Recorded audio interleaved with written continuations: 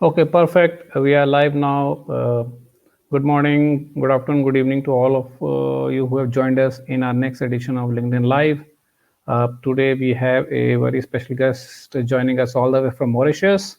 But before I introduce the guest, let's do a quick audio and video check. So all those anybody who's already dialed in, can you please confirm? Then you can see us and hear us clearly. Before you proceed, just type yes in the chat and the comments, so we know that audio video quality is good. Okay, I see everything is good. So today, I'm very pleased to welcome Mr. Pramod Bagalwadi, who is the Chief Executive Officer, DHL Global Forwarding Sub-Saharan Africa, and he's joining us all the way from Mauritius. Pramod, welcome to our show today. Thank you, Harsha. Thank you. I appreciate for giving me this opportunity to share my point of view. Yeah. Pramod actually has more than 25 years of work experience across logistics and supply chain industry, and he's worked across the globe in India, in Middle East, and Africa, and has held various leadership positions. And one of the areas where he's quite passionate about is leadership and people development. So we thought he's the right guy to talk about some of the leadership challenges as of today, and how trends are shaping up. And we'll obviously focus some part on the logistics industry, but we'll also keep it general to seek his point of view around leadership and people management as we see in 2021 and beyond. So welcome to today's session, Pramod, once again. So let's kickstart for today. The first question I Thank you, have is Harsh. Pramod. I have is Pramod is, we are almost 9 to 10 months into this crisis. 2021 is here. Even though the year has changed, but external environment still remains the same. Not much has changed. Of course, there is some positive news around vaccine development and on that front. What are you seeing now on the ground, really? Right? What are some of the things leaders are talking about as you discuss within your peer group and globally across industries as well? What is that you're hearing?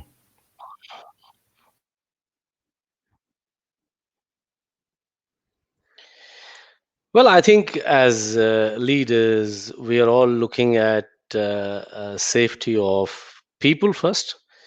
I think it's very important for somebody like us in DHL to ensure every colleague of ours who's in the front line is safe while he's performing his duties.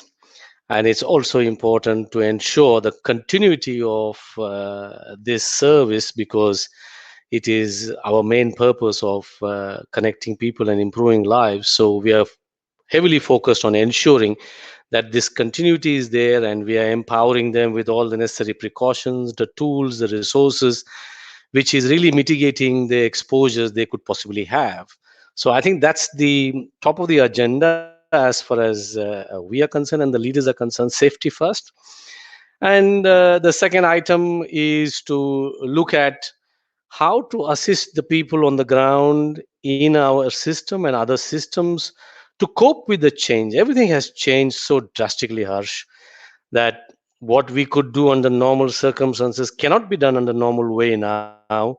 So a huge impact on people to manage this transition and this change way of doing things, which they would do under normal circumstances, is completely different. So we are helping them to cope up with this change, as it is not easy for them to shift from the normal way they were doing business, conducting business, to a new way of doing it. So we are heavily working on creating this awareness and helping them to make the necessary change in the interest of everybody around us, in the interest of the larger community, but without compromising the purpose of the organization, connecting people and improving lives.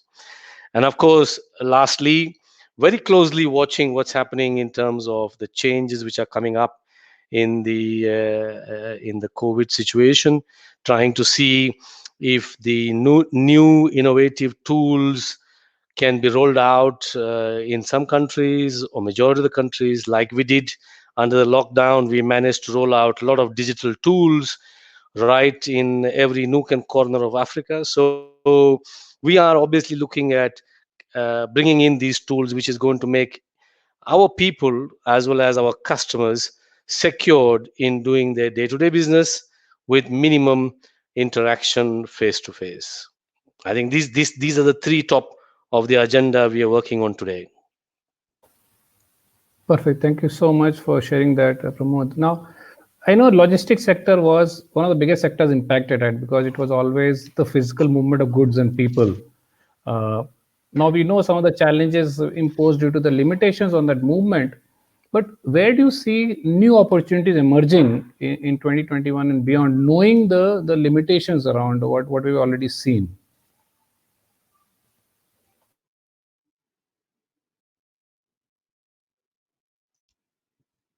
The biggest spike we are having today in the world is on e-commerce. I think since everybody has been told not to move around, sorry, not to move around, stay at home, keep distance, but life has to go on, number one. Number two, and everybody has all the time in the world to browse the internet and keep placing the orders, whatever they want to procure, ranging from a chocolate bar to equipments on the internet. And you will be surprised to know that the growth in e-commerce is something in the range of 55 to 60% in the last 9 months. And many of us are not in a position to cope up with this spike. And going forward, I think this is going to be quite stable in terms of the future way of procuring things. And I'm sure you have heard that we are actually revamping our infrastructure with 8 more aircrafts, 777 coming our way in the next couple of years, starting from this year, simply because we need to gear up to this high demand, which will continue to grow right from last year into our near future. So this is one big opportunity which is coming our way in the logistics industry. And having said that, I think there is also a huge opportunity coming into third party logistics, because people are not in a position to do what they would do on the traditional way of running their own warehouses, running their own fleet. They had this concept of maximizing their own resources and then managing the costs.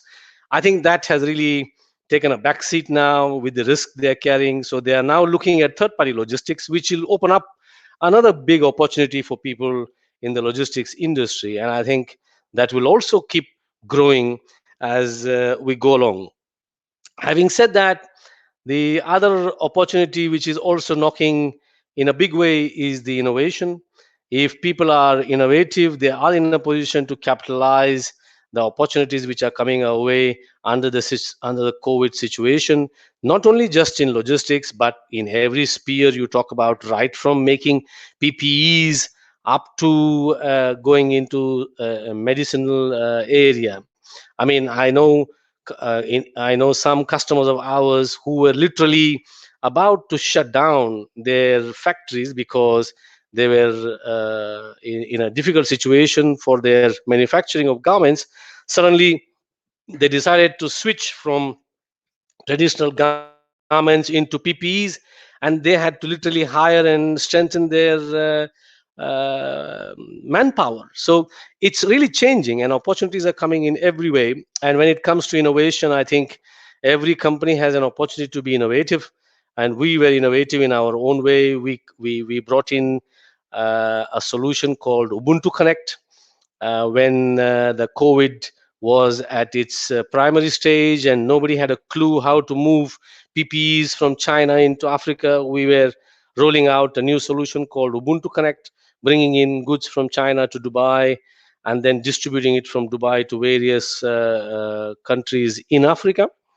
And then this journey continues. We were quite lucky to go ahead and roll out a lot of digital tools, the operating tool, as well as the last mile delivery tool into every nook and corner of Africa, which we call as Saludu, which is almost like bringing the buyer and the seller to the same marketplace, trying to help to maximize the resource in terms of the transport capacity, eliminating waste. So I think there are lots of opportunities which are springing up.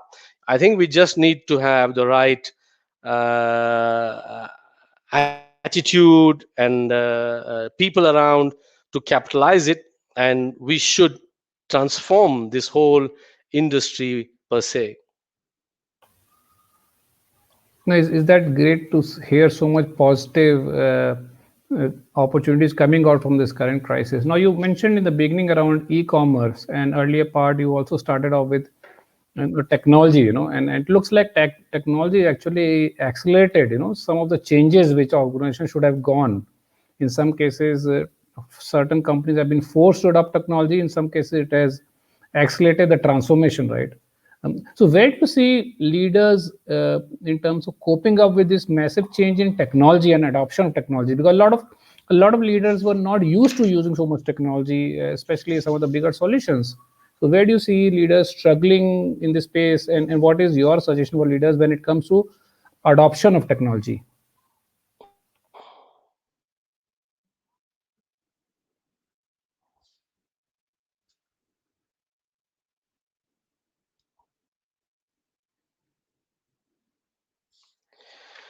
Sorry, the line has been very faint, but I guess you are asking a question on how is technology playing a role in today's world, and mainly so in logistics, right? I guess that's the question. You broke off a couple of seconds ago, so I couldn't possibly hear. Is that the question? Yes, and how are leaders coping up with this so much change in technology happening around? Because for a lot of them this is new. Harsh, are you there? Yes, I am there. There, I think there is some voice lag. Can you hear me now? Pramod? Yeah. I think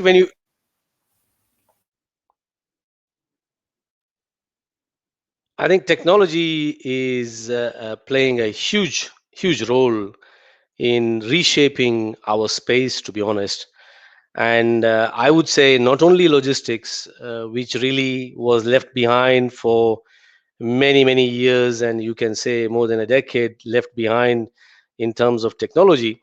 But in every space today, technology is playing a huge role. And as leaders, we all have to adapt to the technology innovation. Otherwise, we'll be left behind and we will not be in a position to be the leaders anymore. So, every industry, wherever you're operating, I'm sure technology can play a role. I mean, whether you talk about a small scale industry or a medium scale industry or a large scale industry, manufacturing, trading, or service sector, technology is playing a huge role, and I think it's critical for us to really embrace opportunities which technology can bring to the table.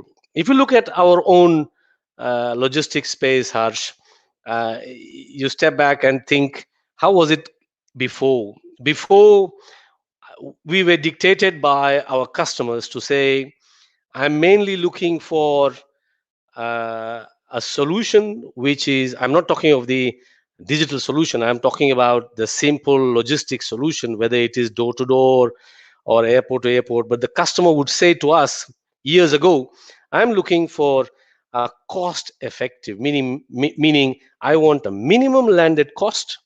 I don't want to have unknown costs coming in my planning. So I want to have a minimum landed cost.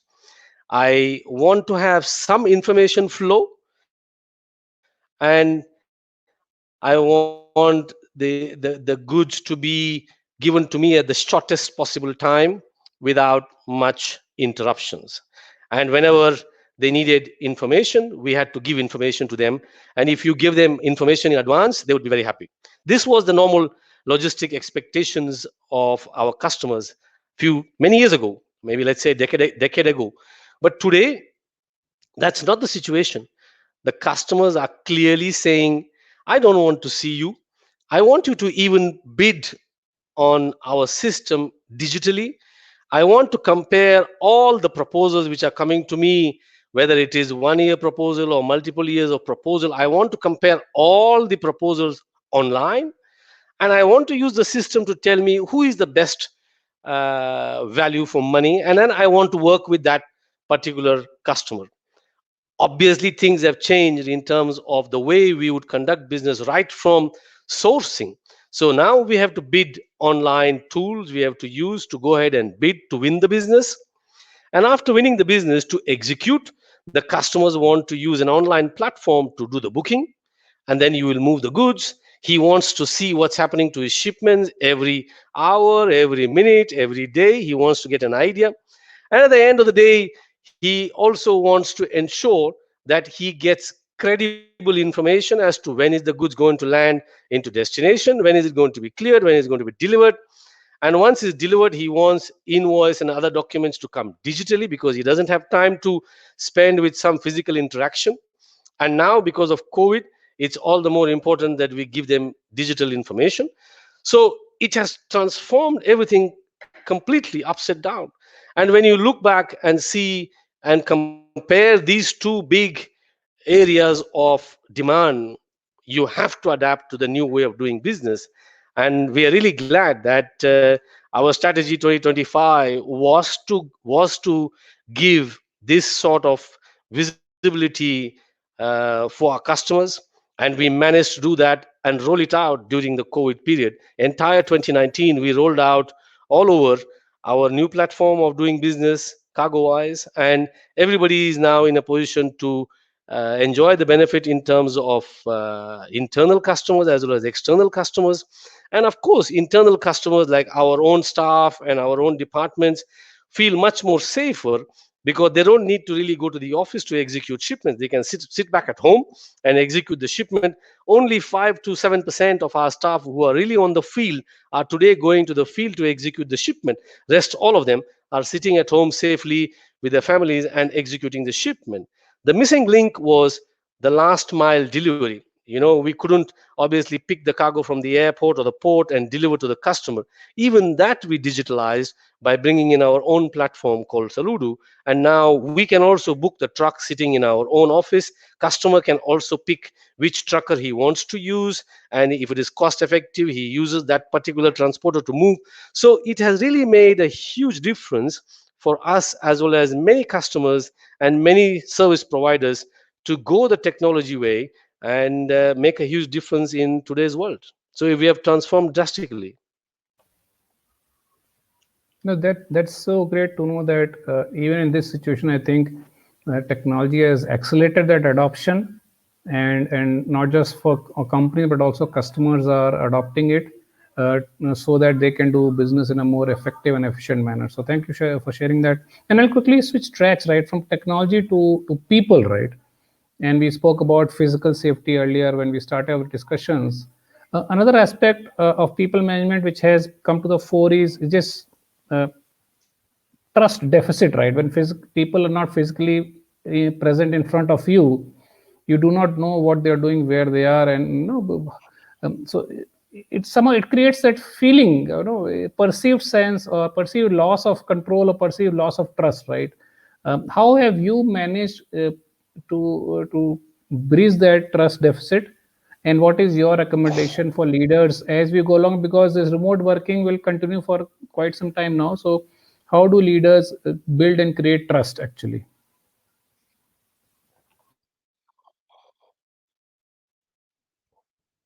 Yeah, it's a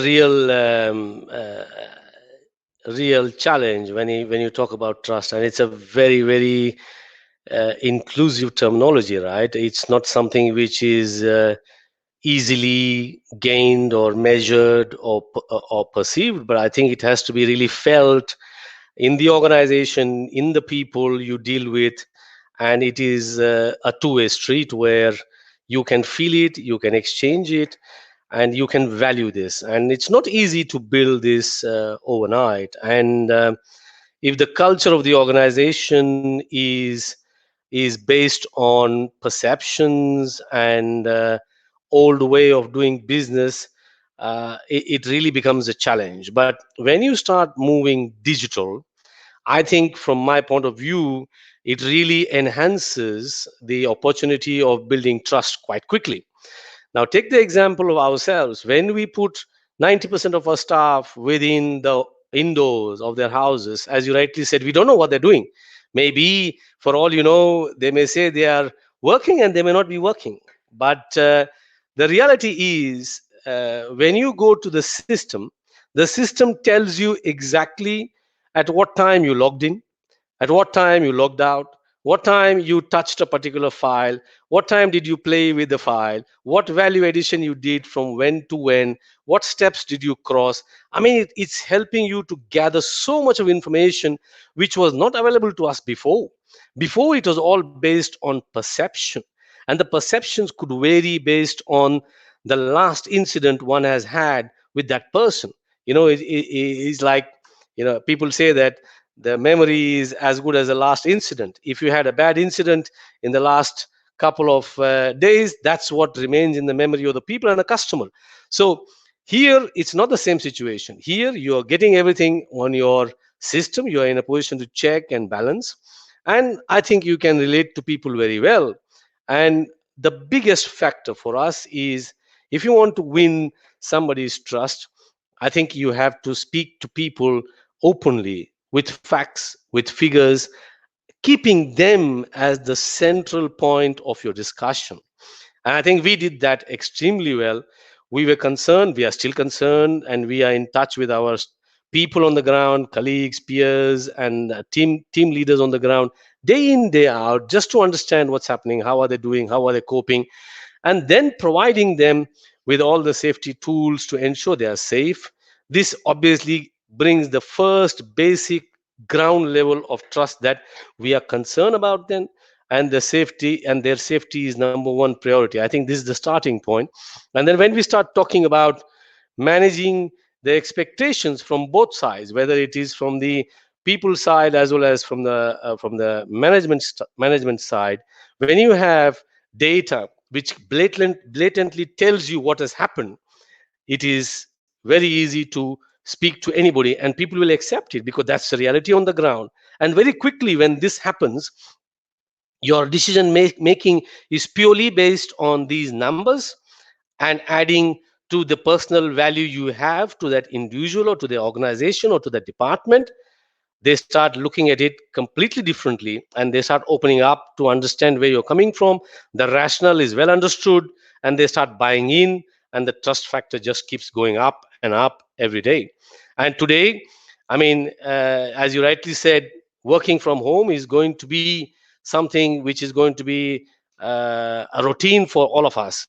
And we are reaching a stage today, we are telling our people, you can work from anywhere, you can work from home, you can work from office, you can work from a cafe, wherever you want, because we want to ensure you're in a good situation, you are happy, you are healthy, and you are safe.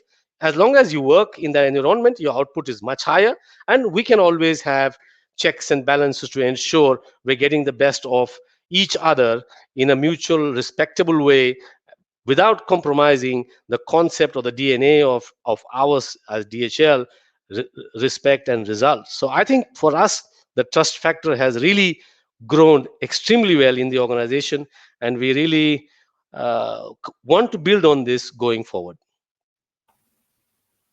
So that's very heartening to know, right? This pandemic has actually brought people closer and together, and also you are leveraging technology in some form or shape to actually bridge that potential trust deficit which Harsh, are you might there? have got created. Yes, yes, yeah, perfect. So, Pramod, as we bring the discussion to close, I want to ask you a personal question, right? What has been your biggest learning in the last 9 to 10 months, personally?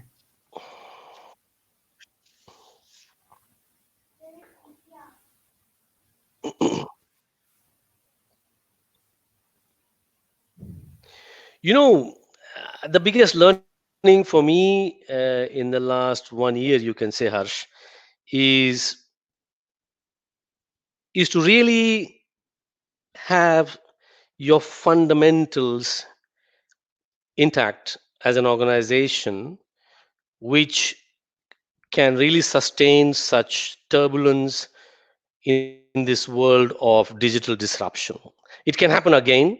It can happen maybe in the next 5 years, 5 months, 5 days, we don't know, but it can happen again. And what is that formula which really helps organization to sustain such disruptions. I think for me that was really an eye opener.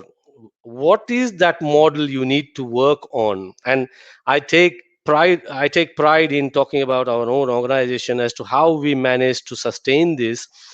I can share with you the model which I think works well for any industry, any organization.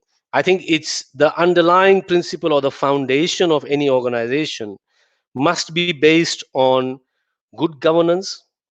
It must be based on good leadership, engagement for employees and employer, and of course there must be some financial stability. I think these are the key ingredients as the baseline, as a foundation of any organization. When you have this foundation, and then you build on it now the next level, like a pyramid, you build on it the next level with good partnerships. I mean, we are all working with different stakeholders, suppliers, buyers and users and stakeholders. You ought to build good relationship and good partnership with everybody in your supply chain activity. Whichever activity you're doing, you need to build relationship in your chain of activities. If you have that good relationship, then that activity of that chain becomes much more stronger, and then the productivity becomes much more stable, and it cannot be disturbed so easily. But the challenge comes when we have poor partnership. Small changes can break down this partnership, and it becomes very difficult for you to give up your end results or productivity. So having good partnership with your stakeholders is a very, very important next step in the pyramid to succeed under such situation. The third part of the pyramid for me is to be agile and resilient. Things can go wrong at any point of time, and we must be resilient enough to manipulate the sources or the opportunities which are there in different pockets, and not get stuck with one particular supplier or one particular vendor, and something goes wrong, then you get into real challenge. And making decision making has to be quite quick and agile, which has to be backed up by facts and figures. I think these two components, being resilient and agility, is again on top of good partnership. And lastly, I think for you to have good governance, good financial system, good partnership, and be resilient and agility, you need to have your data at your fingertips. So you need to be technologically savvy in terms of whatever you're doing today. You must know your business. You must have your data available to you at the fingertip, which will help you to make these decisions quite quickly. And you will be in a position to maneuver the way things are needed in such disruptions.